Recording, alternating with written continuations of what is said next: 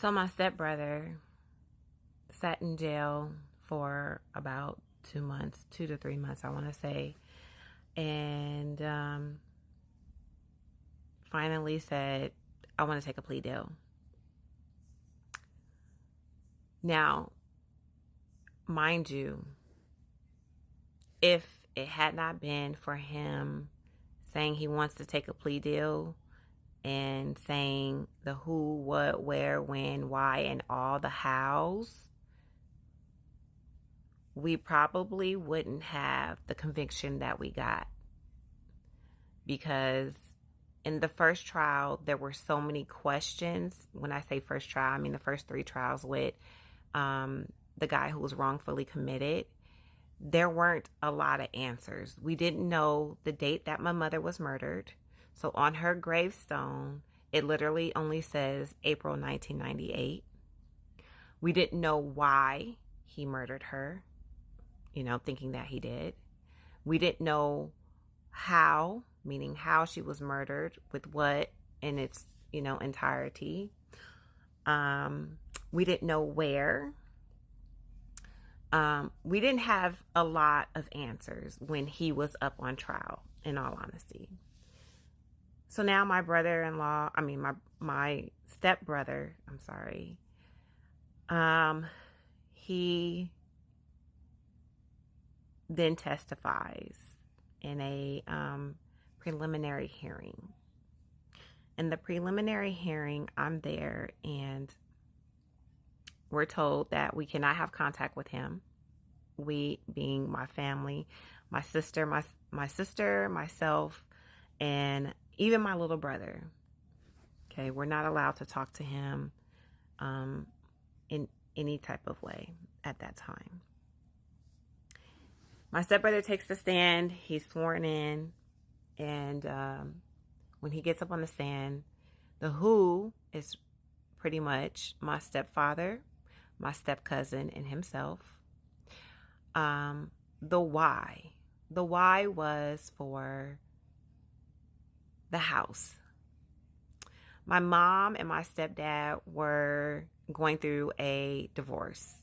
My mother did not love my stepdad anymore. She did not want to be with him anymore. She wanted to move on with her life.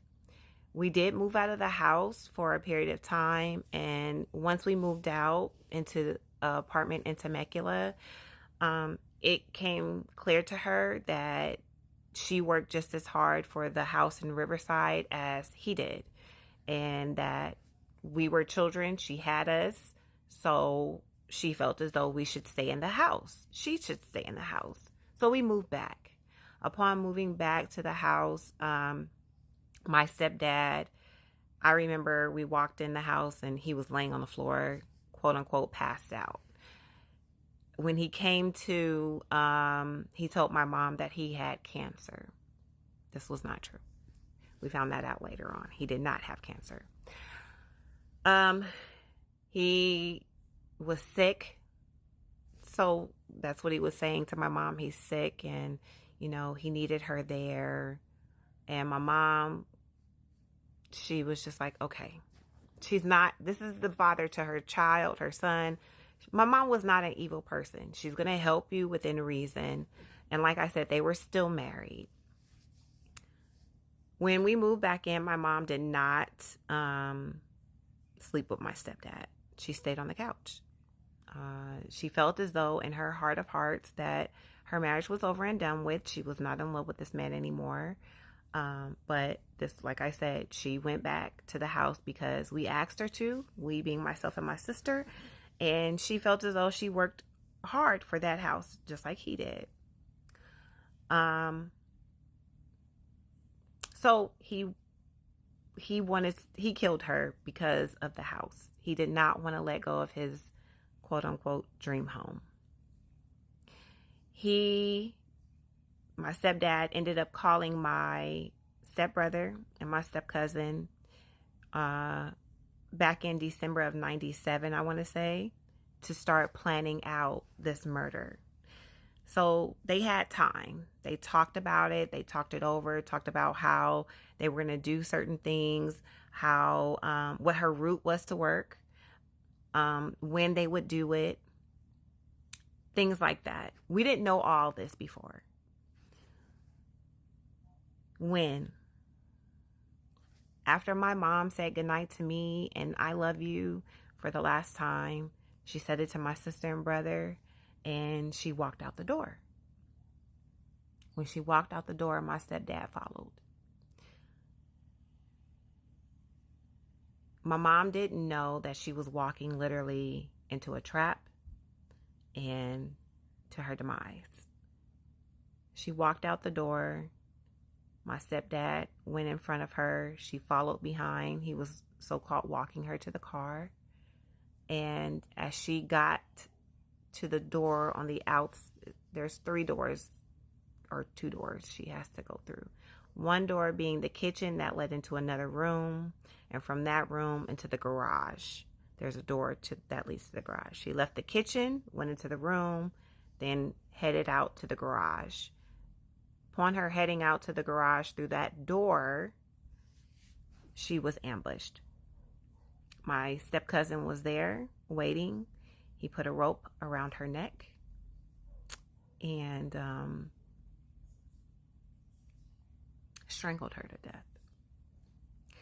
My stepbrother, he had no part in that. He saw her walking out, and then once the rope went around her neck, he turned around. He heard her gasping for air. He heard her fighting for her life, because my mom was a fighter. Everyone who knew my mom knew she was a fighter, knew she wouldn't leave us, her children. She wouldn't leave us. So she was fighting for her life, which is why the DNA was under her left and her right hand. She was scratching. She was clawing. She was gasping for air. She was trying to scream out for help. All the while, my sister and my brother and myself are in the house watching TV.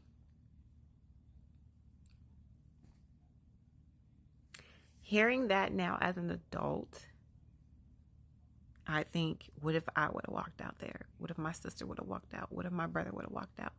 What if all these little things would have happened? Then what? Will we be here? Would she still be here? Then what? You know?